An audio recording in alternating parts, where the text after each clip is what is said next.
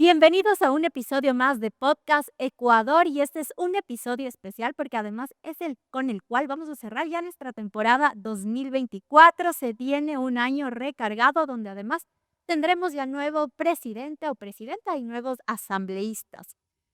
Pero además de esto, quiero contarles que la Fundación Konrad Adenauer recién lanzó un estudio que se llama 9 retos que enfrenta el Ecuador, de coautoría de Álvaro Orbea, Luz Helena Coloma y Denise Carrillo.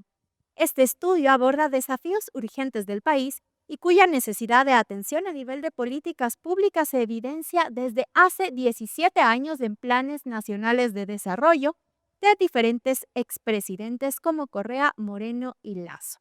A través de este podcast nos sumergiremos en este análisis académico que además busca ser un catalizador de diálogo nacional amplio y diverso.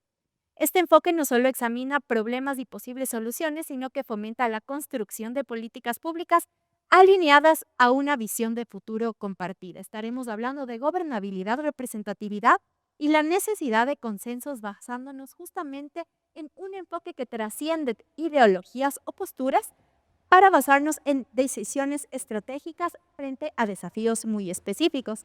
Por ello, es un gusto dar la bienvenida a este espacio al autor de este libro, Álvaro Orbea. Bienvenido, Muchas Álvaro. gracias. Qué lindo que nos acompañes. Es la primera vez que te hemos invitado a un Sí. podcast, así que para nosotros es un gusto. Quiero antes presentar tu perfil para que la audiencia también te conozca un poquito más.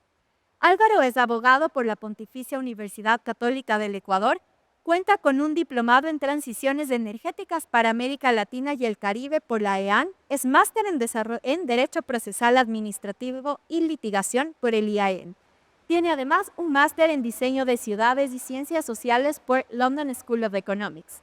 Ha trabajado como consultor jurídico, asesor de concejales también en el municipio del Distrito Metropolitano de Quito. Es consultor externo de vivienda y desarrollo urbano. Y además ha realizado diferentes investigaciones y también asesoría en banca multilateral, sector público y organizaciones internacionales. Bienvenido a este súper completo ese perfil. Estuvimos ahí investigando profundamente para traer un invitado de lujo, por Muchas supuesto. gracias. Y con este invitado de lujo quiero iniciar haciendo la primera pregunta. ¿Por qué 9 retos? Sí, a ver, cuando nosotros pensamos en la publicación, siempre creíamos que era necesario em, catalizar un diálogo, hacer un diálogo en el que no nos centremos en lo que nos diferencia como ecuatorianos, sino nos centremos en lo que nos obliga a juntarnos. Y eso creemos nosotros que son estos retos que no importa de qué tendencia política sea el gobierno que llegue a ocupar el poder, los tiene que resolver. Es como una especie de cuáles son las papas calientes que tiene el Ecuador. Porque no importa si eres de izquierda, de derecha, de centro, o si dices no tener ideología, estás abocado a resolver ciertos problemas. Y cuando decidimos, no decidimos, hubo una investigación detrás de qué es un reto, pero para nosotros un reto tiene que cumplir algunas características. Entonces, una de esas es que sea inevitable. Es decir, que estamos en una situación en la que tenemos que resolver esto sí o sí. Después, que pueda poner en riesgo al Ecuador como Estado. Y es interesante cómo las personas, cuando escuchaban esto, decían, pero el Ecuador va a seguir existiendo. Así es. Pero realmente, y está dentro del libro en la parte inicial, no podemos descartar que el Ecuador como Estado va a seguir persistiendo de aquí en los siguientes 50 a 100 años. Y hay que ver cuáles son los problemas que pueden erosionar esto. Y como tercer y último punto, era que puedas hacer algo como gobierno de forma inmediata. Es decir, si ocupas tú el gobierno, más allá de que es un problema estructural, lo puedes ir arreglando desde el momento en que tienes el poder. Claro que en algún punto es decidir, ¿aprendemos a convivir con esto o creamos ya realmente una estrategia sostenible que nos ayude a enfrentar este reto de una manera ya positiva a largo plazo?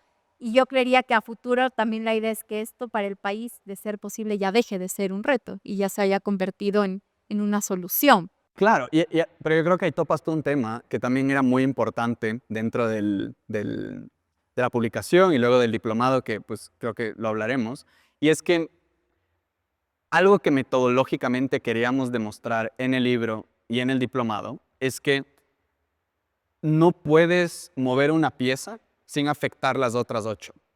Es Ok. decir, a veces creemos, y esta es la brecha de conocimiento que nos dimos cuenta que, que faltaba, o sea, que existía, es que hay personas muy especializadas, digamos, en un tema. Entonces, digamos, en el tema de sostenibilidad fiscal que está en el libro.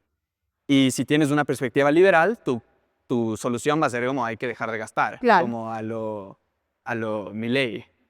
Pero si tienes una perspectiva distinta, tu idea es, no, el Estado tiene que tener un rol de dinamizar la economía. Y son economistas que están muy especializados en su forma y defender su reto. Pero a esos mismos, digamos, economistas especializados, les presentas el libro y les dirías, ok, digamos que o ajusto o gasto. Entonces, ¿cómo resolveríamos, yo qué sé, el problema eléctrico, que es otro reto que está en el libro? Porque para poder hacer todas las inversiones que se hicieron para enfrentar la emergencia que habíamos vivido, pues se necesitaba sacar recursos de algún lado, ¿no? Significaba aumentar nuestra deuda externa, la deuda interna. Entonces, como punto que queríamos nosotros transferir, y creo que se logró, es mm, el Ecuador es un conjunto de piezas que son sus problemas, que son sus retos. Y si es que quieres especializarte solo en una y no ves el resto, pues vas a generar muchos efectos secundarios y quien gobierna tiene que tener en cuenta todo el panorama y no solamente una parte.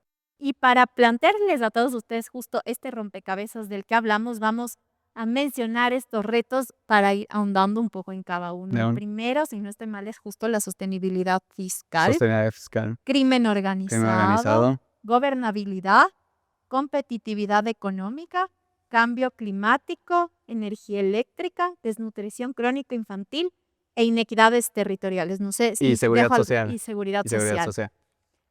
Con estos 9 puntos, que son los 9 retos que plantea este libro, vamos a ir ahondando un poco en cada uno de ellos y el primero, enfocado en la sostenibilidad fiscal, me lleva a hacerte la pregunta y es, ¿qué consideras que ha sido el principal obstáculo histórico para abordar eficazmente el déficit fiscal?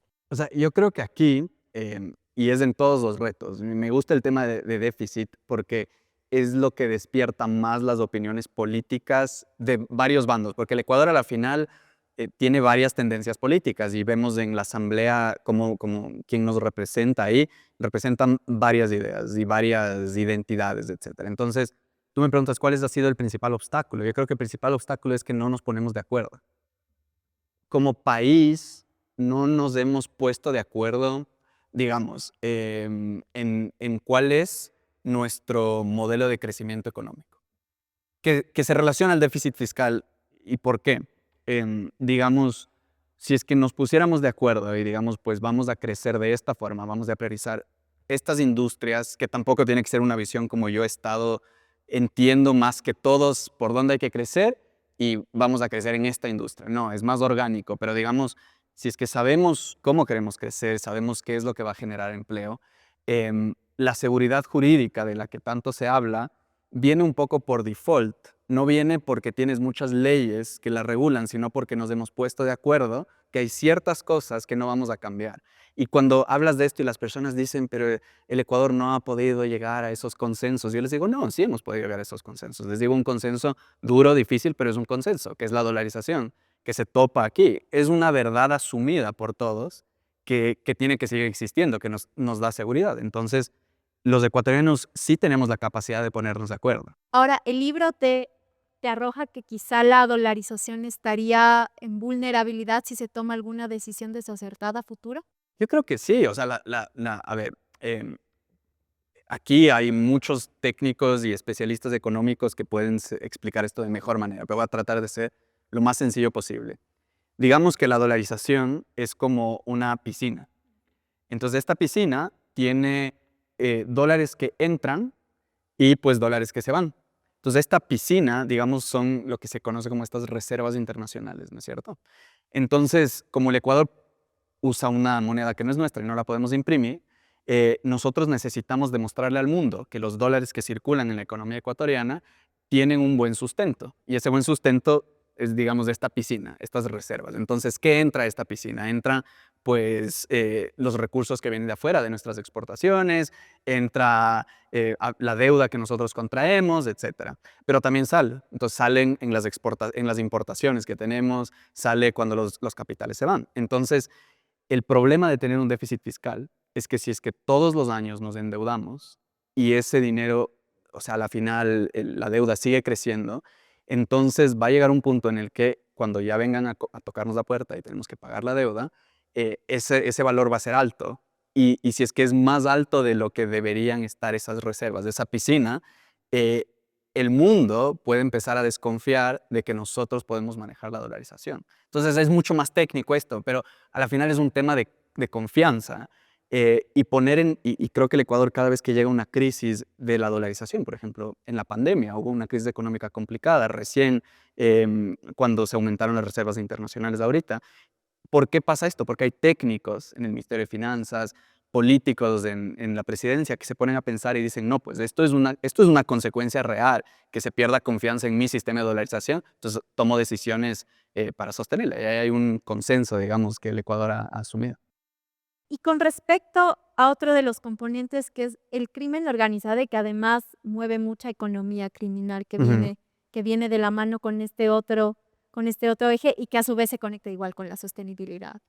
sostenibilidad Ujú. fiscal sobre todo. ¿Cómo abordar la implementación de políticas eficaces justamente para combatir el crimen organizado?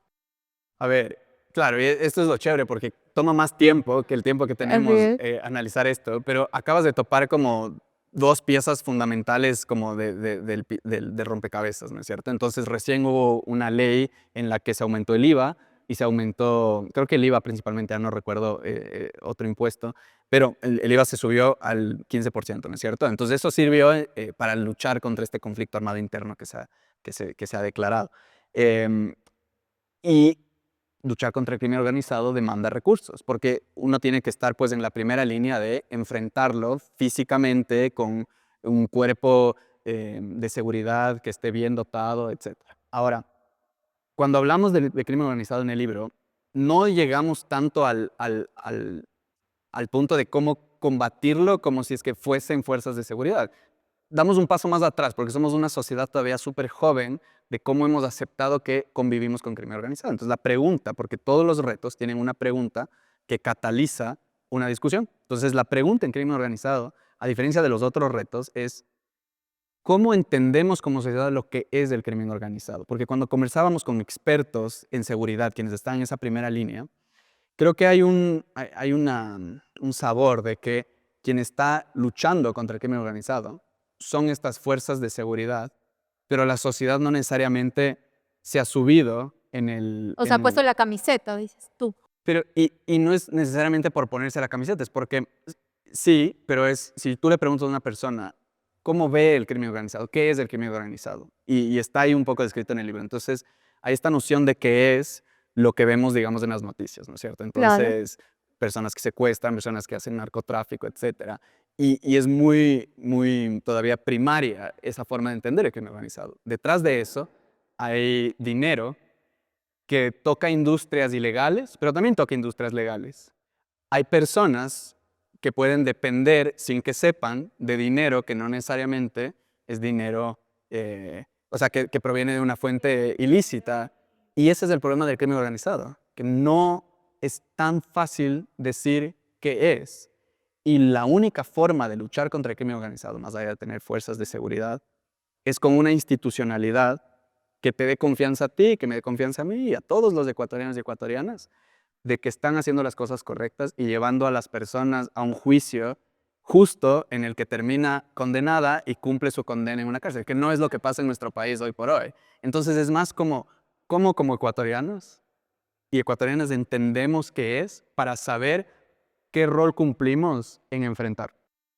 Pero además topas también un punto interesante y es ese rol ciudadano, no solo de control o de control social, sino también de toma de decisiones propias, de saber lo que está bien y lo que está mal, y si tú eres consciente que te estás involucrando también en el uso quizá de dinero irregular o ilícito, y cómo también desde este rol ciudadano, no desde la fuerza pública, se puede evitar o ayudar a combatir ese enfoque. Me parece súper interesante igual. Y otro punto clave que se trata en el libro es el eje de gobernabilidad. Y en ese sentido, me gustaría ver si se topan reformas o qué reformas estructurales son necesarias para garantizar un sistema democrático en Ecuador o que a su vez este pueda recobrar la confianza que poco a poco también se ha ido perdiendo a nivel de los ciudadanos y sobre todo la estabilidad política. Sí, o sea, se empiezan a topar muchos temas, porque voy a topar gobernabilidad, pero me voy a saltar al último reto que me parece muy importante, que es el de inequidades territoriales. Te voy a decir por qué. Porque si hay una perspectiva en crimen organizado, porque dentro del estudio lo que hicimos fue analizar también cómo las tendencias políticas de Ecuador entienden cada uno de estos retos, para ver cuál es el espacio de diálogo que puede existir. Entonces, hay una perspectiva de, pues el Ecuador es un país tremendamente desigual, empobrecido en ciertas partes del territorio, en donde las oportunidades de las personas que están ahí son limitadas, y pues el crimen organizado surge como una oportunidad, ¿me entiendes? Y en el reto de inequidades territoriales evidenciamos cuáles son los índices de desigualdad, los índices de pobreza, sí, pero llegamos a una pregunta también esencial, que es cómo como ecuatorianos entendemos territorialmente lo que es el Ecuador. Cuando empezamos el diplomado les decíamos justamente, ¿creen que el Ecuador puede desaparecer? Entonces, claro, la gente decía, pues no, no puede desaparecer, pero decíamos, ¿creen que el Ecuador existe en estos espacios en donde se dicen las noticias, digamos, que no hay cómo entrar con fuerza pública? ¿El Estado ecuatoriano está presente en esos territorios? Y ahí es cuando te empiezas a dar cuenta que esto va como erosionando, ¿no es cierto? Esto va, es un proceso en el cual el Estado pierde el control de su territorio, pero también no solamente en cuanto a mando fuerzas policiales o no, sino en cuanto a estoy dotando de servicios básicos de este espacio, estoy generando políticas para que los ciudadanos se concentren en una zona más limitada a que se expandan, porque los servicios básicos me va a costar mucho más mandarlos si es que están lejos, si es que están concentrados. ¿Cómo estoy realmente entendiendo el Ecuador? Y cuando veíamos los planes de gobierno, veíamos que se entiende al Ecuador en esta perspectiva todavía urbano y rural. Y es como Quito, Guayaquil, Cuenca o ciudades grandes y luego el resto. Y ahí el pensamiento de cómo pensamos el Ecuador es terreno fértil para que luego el Estado no esté presente. Y si el Estado no está presente, pues surge temas de La crimen ausencia organizado. del Estado genera mayor inseguridad, mayor inequidad y eso también ha evidenciado que el crimen el crimen organizado tenga más facilidad de permear justamente en estos territorios, de ir captando menores de edad, también por decirlo así, de ir permeando en familias que ven como solución económica frente a esta situación, el involucrarse ya dentro de estas mafias para de cierta manera equiparar el acceso a oportunidades que otros sí hemos podido quizá alcanzar. Ahora, ¿tú sientes que uno de los retos que catapulta el resto puede ser la inequidad territorial o cuál es el reto base? Porque yo sé que todos están interconectados, pero debe haber uno que debe haber surgido antes que los demás. A ver, yo creo que las inequidades territoriales, como sí tienen su reto, que es cómo logras esparcir mejor la riqueza dentro del territorio nacional. Porque si tú ves una foto de cómo estaba desarrollado el Ecuador, dónde eran los espacios que más riqueza concentraban en el año de 1990 y ahora, no hay cambios tan profundos. Y es la obligación del Estado ponerse a pensar cómo provee de mejores oportunidades para quienes no viven en estos imanes de atracción de riqueza. Pero volviendo, digamos, al reto de gobernabilidad que nos saltamos, el tema es, sea crimen organizado, sea cómo esparcimos mejor la riqueza, estás en la obligación a ponernos de acuerdo. Entonces, cuando analizamos gobernabilidad, la entendíamos como la capacidad de un gobierno de satisfacer las necesidades de la población de una forma en la que efectivamente pueda dar solución y que esto a su vez no afecte su estabilidad dentro del Claro, que sus gobierno. decisiones al final sean legitimadas a nivel ciudadano, que Exacto. es algo importante. Y ahí yo creo que hemos visto, digamos, en el último tiempo, quizás un proceso en el que nos cuesta ponernos de acuerdo en retos. Tal vez nos ponemos de acuerdo en temas digamos, más políticos, como en nombrar autoridades en la asamblea. Tenemos la capacidad de ponernos de acuerdo en eso, pero no en resolver como estos grandes problemas. Pero yo no pierdo la esperanza. ¿Por qué?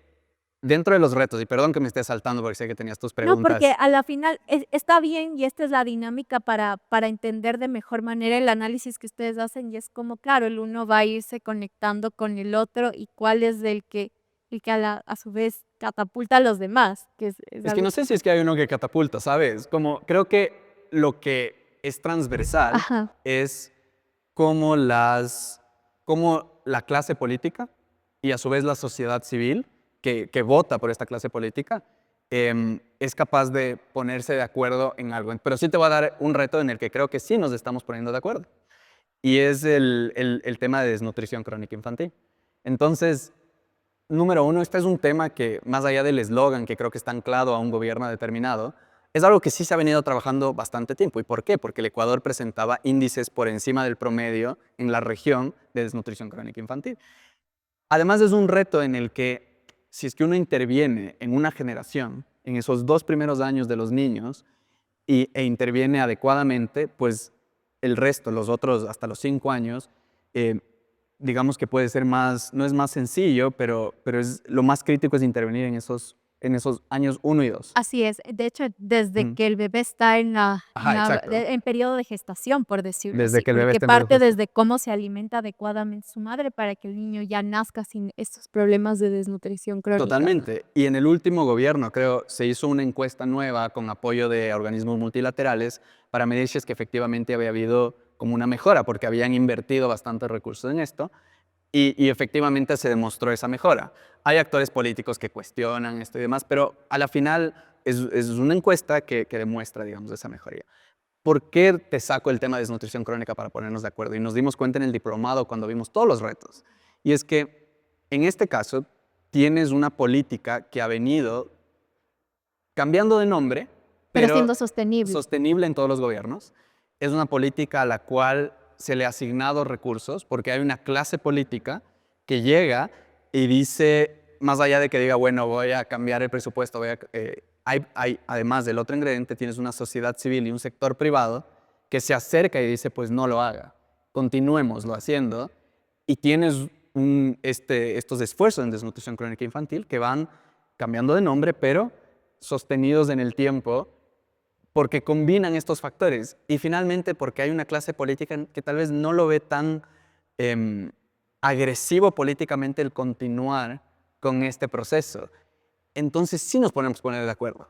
¿Cuál es el reto en el que menos consenso hemos llegado a tener? Yo creo, bueno, hay varios, pero creo que en el tema de competitividad, que estamos más adelante, hay, no podemos dar seguridad jurídica, como te decía, porque no necesariamente porque no hay las leyes, sino porque no hay grupos con visiones diferentes que nos pongamos de acuerdo en cómo este país tiene que crecer más. Y en el tema, ahí hablamos de pues, dolarización, de acuerdos internacionales, de la reforma laboral, por ejemplo. O sea, son temas complejos que no sabemos cómo llegar pues, a un punto en el que tú sabes que no puedes imponer tu visión, porque esa visión no necesariamente representa pues, a todos los ecuatorianos y ecuatorianas. Y si tú pones el caso, digamos, de Chile o el caso de Perú,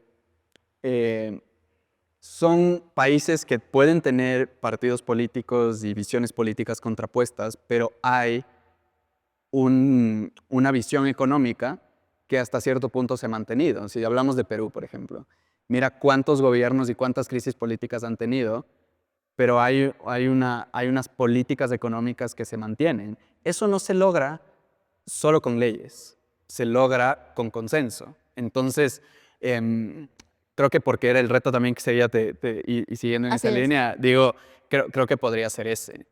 Pero bueno, no, Y me voy a ahora saltar a en el otro. reto de energía eléctrica. Uf, ¿Hemos logrado tener algún consenso que realmente garantice recobrar este sector de una manera sostenible?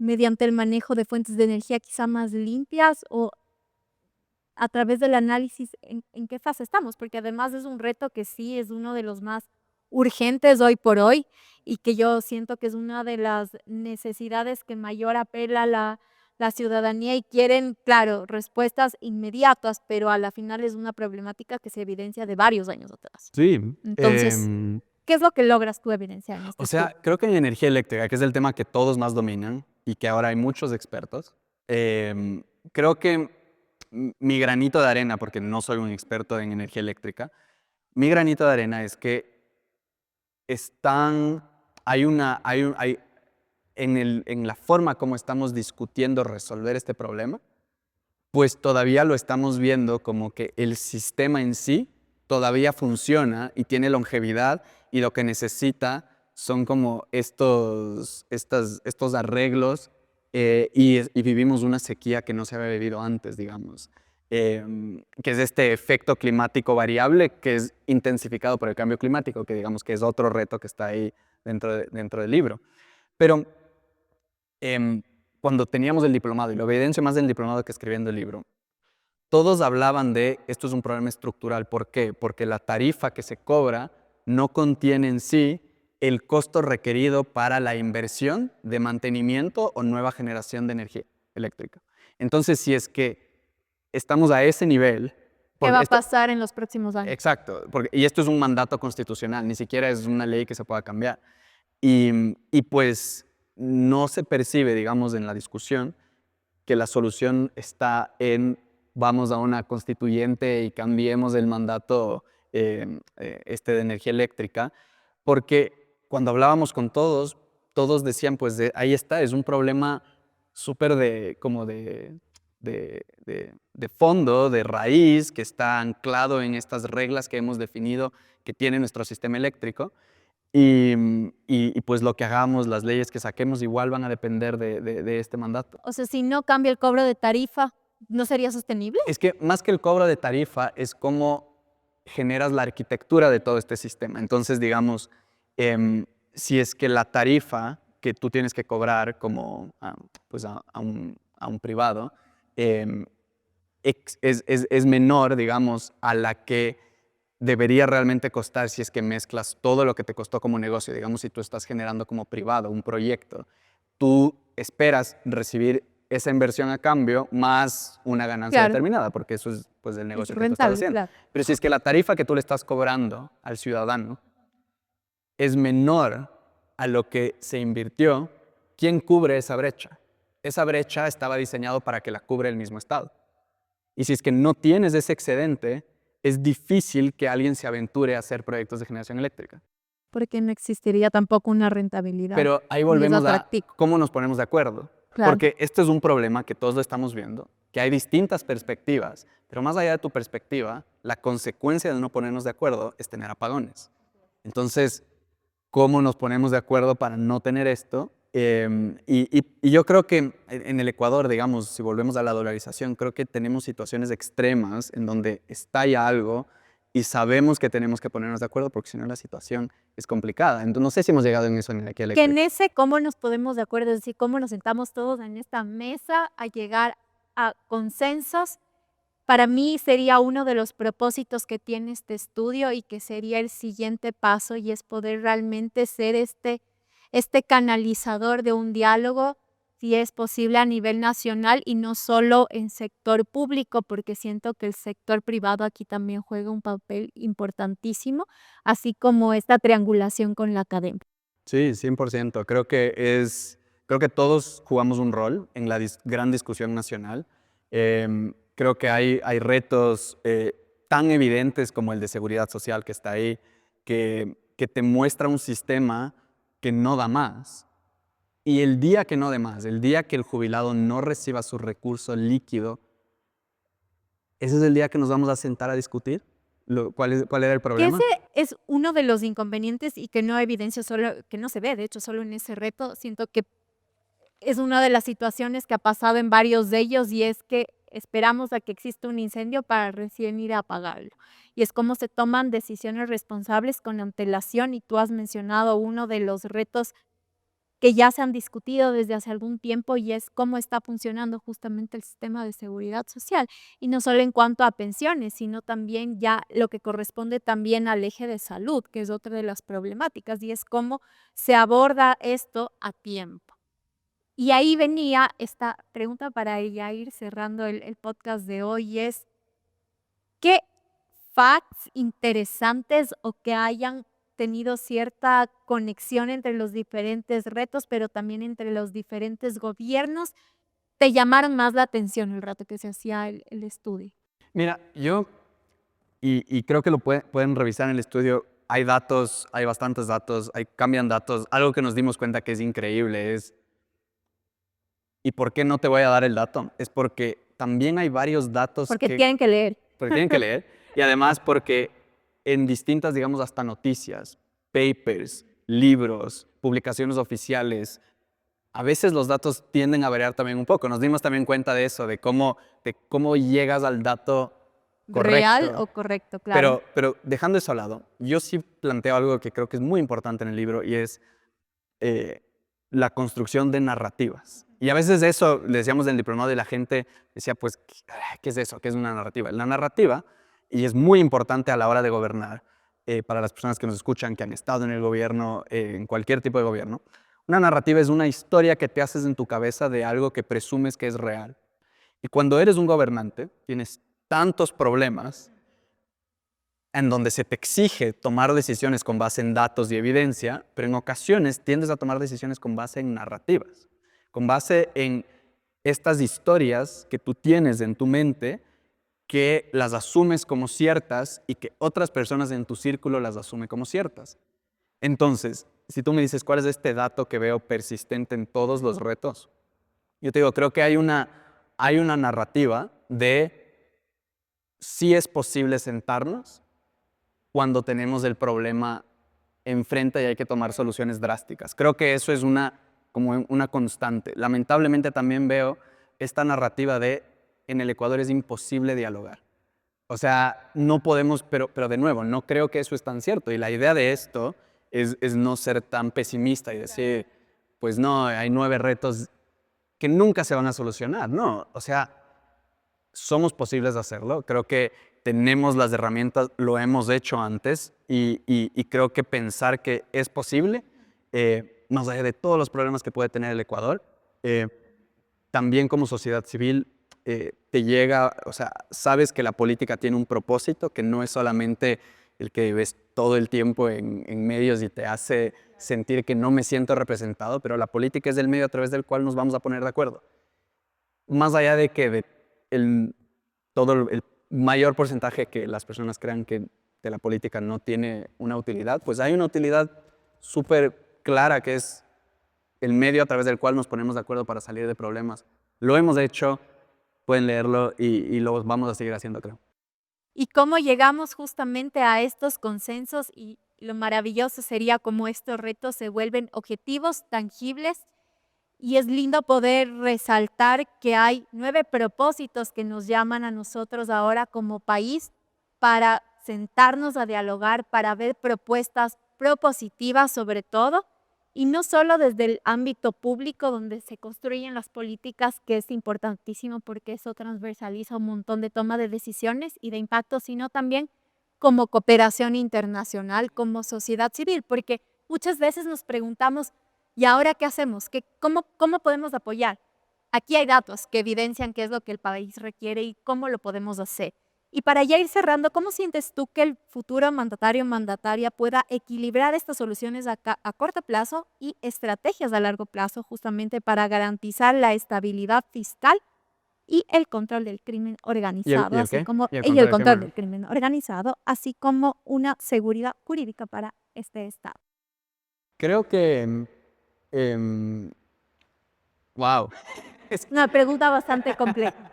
es una pregunta gigante, Pero pero si tú mañana tienes la oportunidad de sentarte con el futuro presidente, perdón, o presidenta, y le entregas este estudio y le mm, dices, ¿qué haría usted en sus primeros 100 días de gobierno si yo le entrego esta valiosa información? sí, a ver, yo creo, perdón por ser tan conceptual, pero creo Está que muy bien. demanda es acorde, digamos, al estudio, pero creo que decir o plantear que vivimos en un país que nos podemos poner de acuerdo es muy importante, ¿me entiendes? Es distinto a llegar y sentarte en una cadena nacional y decir, no, esto no hay cómo. O sea, no.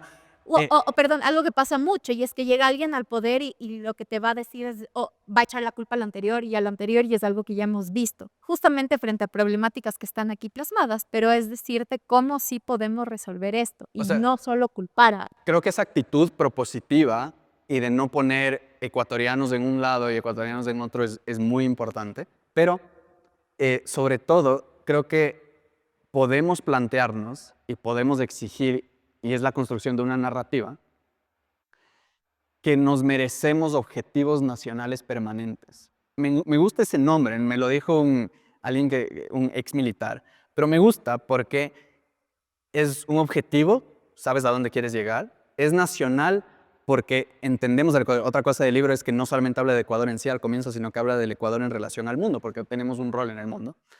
Y es permanente porque no importa qué gobierno pase, esto es algo que todos lo vamos a exigir nuevamente. ¿Y sabes qué es un objetivo nacional permanente? Mantener la dolarización.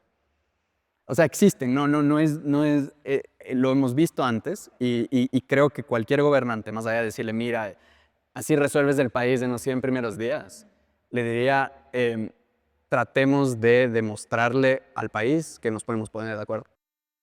Ponernos de acuerdo, esa es una de las claves para entender también este maravilloso estudio que de hecho les invitamos a leer, está ya publicado en la página web también de Casa Ecuador o pueden próximamente encontrar su edición física de 9 retos que enfrenta el Ecuador. Álvaro, qué gusto que nos hayas podido Muchas gracias. acompañar en este episodio. A todos y todas desearles un hermoso año porque ya se acerca el 2025 y también invitarles a que escuchen este podcast en nuestro canal en YouTube y en Spotify. Nos vemos pronto. Gracias.